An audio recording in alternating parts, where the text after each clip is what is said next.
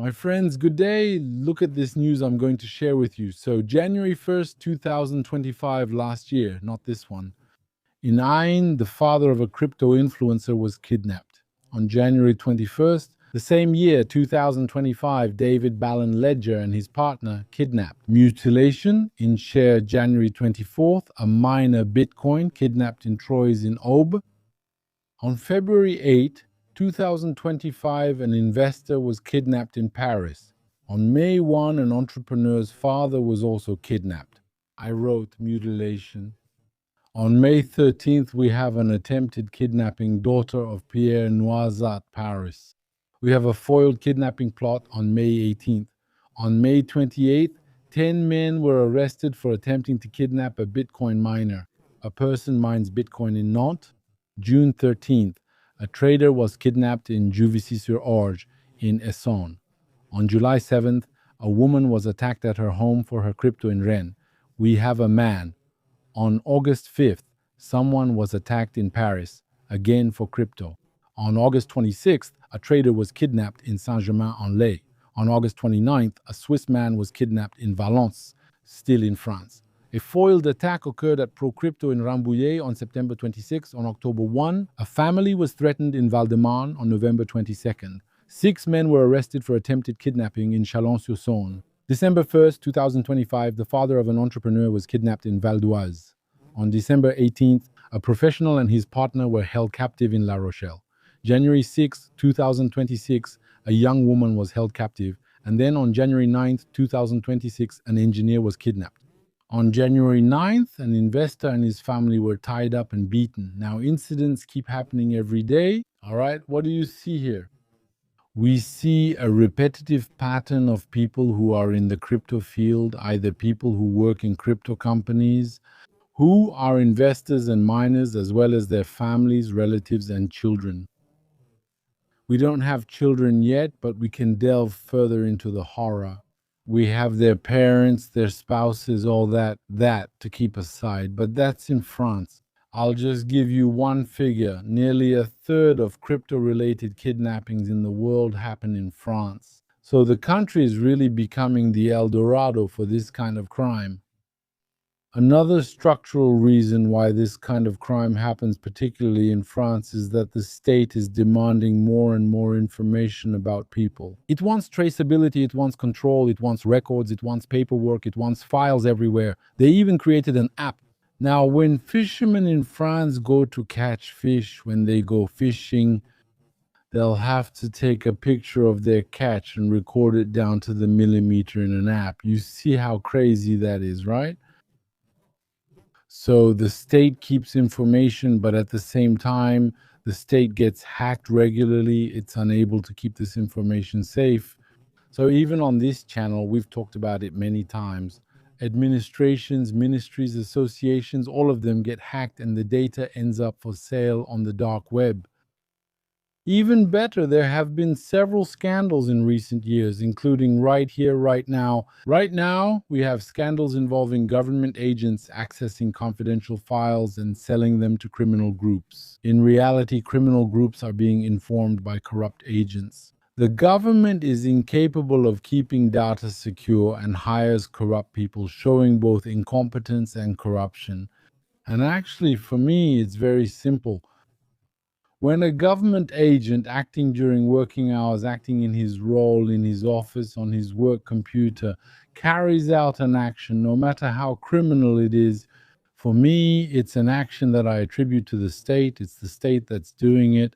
So add to that, in France, self-defense isn't accepted, so people can't protect themselves.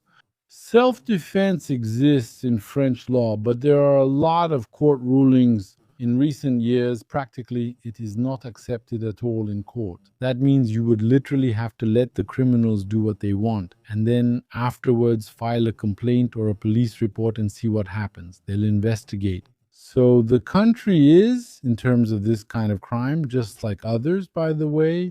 Look, we're talking about crypto, but I could even tell you about something maybe more classic, more traditional. A few years ago, there was a celebrity from the Kardashian family who arrived in France by private jet. They arrived at Le Bourget. Then they got to their hotel, or rather an apartment they had rented. And then, well, in the evening, they were attacked. Okay. They were held up at gunpoint and all that. Okay. These are people who saw their last moments coming. They saw their life flash before their eyes. Okay. It's terrible. I get that the person might be a celebrity who's not very deep, etc. I get it, but that's not the point. The point is, we have people with worldwide visibility who, wherever they go, attract journalists with them. They arrive in France and get robbed on their first day. Try selling Parisian glamour or big brands after that. Try convincing celebrities and Hollywood figures. People who spend a lot, try telling them, come spend the weekend in Paris. You'll see, it's amazing. It's really becoming worrying. The country is changing. Honestly, this kind of news, I used to see it about 10 years ago. It was more typical of Mexico or Colombia, of countries with cartels, with corruption in the police, the army, the justice system, with criminal gangs controlling entire regions. There, yes, there. It was pretty normal to hear that over there, except now, today, we're starting to see it in France. That means, honestly, the country is lost to the European Union, lost to globalism. It means it's being sold off piece by piece, and I realize it's also being sold off piece by piece. Even with regard to the criminal gangs that are becoming more bourgeois, settling in and committing increasingly serious crimes. And then, non-stop, like I told you. And now, watch the coming days, things will keep happening non-stop. There you go. Well, what do you want me to say? If you're into crypto, leave the country now while you still can. All right? Because the information will come from the inside. All right? The phone call will come from inside. It'll be people from within the state who will hand you over to the criminal gangs. So, honestly, if you can leave, just go. Those of you who have been following me for a long time, you know my stance on crypto. I'll share my thoughts in 2 minutes. Because I know I often get questions from people asking me about it, so maybe I'll tell you. Now, just to be clear, I'm not here to start a debate. I'm not here to upset or criticize anyone, but I'll tell you what I think about crypto. There was a promise that was made, but in my opinion, and this can be verified, it's not just my opinion, that promise was never fulfilled. All right? We were told it's an alternative independent currency system, all that. I can't use crypto to buy bread or pay for electricity or gas. I can't pay for my plane ticket with crypto, okay? I can't buy software with crypto, so I can't buy anything with it. The only thing I can do with it is we can buy it and then sell it to each other, hoping that it's going to go up, all right? We were told that it was, so that promise hasn't been fulfilled. We were told it's going to bring security compared to the banking system. And you know me, ideologically, I'm telling you, ideologically, I have a grudge against the banksters, and I've talked about it in plenty of videos. Nevertheless, and I have to tell you the truth, I've had bank accounts for a very long time since I was a student, since I was 17. Not once has a bank ever stolen a single euro from me. I mean, the banks, yes, they're going to charge you fees. They're always going to find a way. You give them a check, a client pays you with a check, you give it to them, the check doesn't have enough funds, bam, they're going to charge you and all that. Yeah, it's clear. You lose your card, they charge you.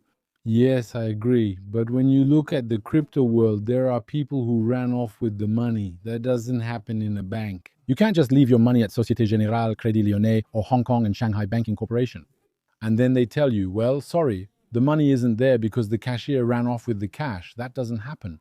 Or we got hacked. How many times in the past 10 years, regularly, we go to exchanges, to crypto brokers and all that, and we're told, yeah, well, they got hacked, everything was stolen from them. Or it was two teenagers from Belarus who set something up in Cyprus and then they disappeared with the money. Thanks, goodbye. Remember, about 2 years ago, there was that story about Bankman with his girlfriend and the Democratic Party, etc. 10 million disappeared, okay? People were ruined. That doesn't happen in the normal banking system. You can criticize the banking system. I'm very open to criticism of the banking system. But the crypto system, it's literally the jungle. Okay. Another thing we were told, it's a store of value. I remember people saying it's liquid gold. Well, it's digital gold, it's like gold. You put your value in there, and then I'm sorry, but in its history, gold has had ups and downs, and sometimes it's stagnated, all that. In its history, gold has never lost half its value in 3 sessions. That doesn't exist in the history of gold. Gold, we're trading it since time immemorial. The Bible wasn't even written yet, and people were already worshiping gold. I mean, if you look at the Old Testament, what did they make? They made a golden calf, showing gold was important even then. Okay, so there's history. You're not going to bring up something from 12 or 13 years ago and then say, yes, well, there you go, it replaces gold, but it doesn't replace anything. It's too volatile for a gold reserve. If today you have 100,000 euros, you put them in gold tomorrow or in 15 days, those 100,000 euros could be 105,000, 98,500 or similar. If you invest 100,000 euros in crypto today, in a week or two, it could become 120,000 or drop to 45,000 euros. And that's what people actually experience. I'm attached to reality, you know me. It's true that I like speeches that are beautiful, freedom, independence, decentralization, breaking free. I like those kinds of speeches, but unfortunately, I judge them based on reality. The reality is 80% of people in crypto are losers. Well, you can always say, well, there are 20% who are winners. I can go to a casino, to the blackjack table, and I saw people winning in Vegas myself. Except it was a minority, the majority lose. All right? So, cryptocurrencies, to sum up, cryptocurrencies, since they haven't managed to find any legitimate use, well, when it comes to crime, that's all there is. It made ransomware possible because before, in the past, it was very difficult to create a virus that would encrypt the data on a computer and lock it and then send an invoice with a bank account number to the victim. All right? That wasn't possible before. With crypto, it is. Plus, there are organized crime platforms and various trafficking. Well, listen, I'm not denying it. I'm not denying it. I'm not an extremist. I'm not denying that sometimes there are legitimate uses. It happened to me, for example, sometimes over the last 10 years to have, let's say I want to buy something. In China, it's difficult to make transfers. They often fail. Someone even asked if I wanted to pay with crypto. These are trustworthy people who won't run off with it. Okay, I'm buying some crypto. I pay the guy with crypto. It works. He gets paid and he'll send me the goods. So, okay, from time to time, you can find cases like that. These are a bit extreme cases, yes. Okay, it made a lot of people happy. Some people bought Bitcoin at €1, held it, then sold and became rich. I understand. You shouldn't regret anything. If I'd bought Bitcoin at $1, I probably would have sold at $10 thinking it was a good deal. If I bought at 10, I'd sell at 25 and say I made 2.5 times my money. If I bought at 1,000, I'd sell at 1,500. People, and that's real. No one has ever met one in real life. The people who bought at $1, then later sold at 80,000, well, that's the thing. Going through lots of crises and so on, who kept holding on? Yeah, okay, that's fine. But me, I know people, well, I don't know them personally, who have won the lottery. There are people who played Euro Millions and won. So there you go. I just wanted to give you, in parentheses, my opinion on crypto. There you go. I'm telling you, I haven't seen any extreme interest in this thing called crypto. But hey, why not? That's all. In any case, there you go. If don't stay in France, honestly. If you need help, we can help you, no problem. If you need help, you want to leave France, you already have the number. I share it often and we'll add it for you. There's a way to leave today. You have to leave Europe. You shouldn't stay because the European states, including France, are too corrupt. They're broke. They're sinking. And you know what happens? Let me tell you something. When a state goes down, it takes everyone with it. It doesn't go down alone. That's the rule. It will never go down alone. It will take everyone with it into the gutter. All right. So, my friends, thank you for listening to this video until now. I wish you a very good night and I'll see you in the next one.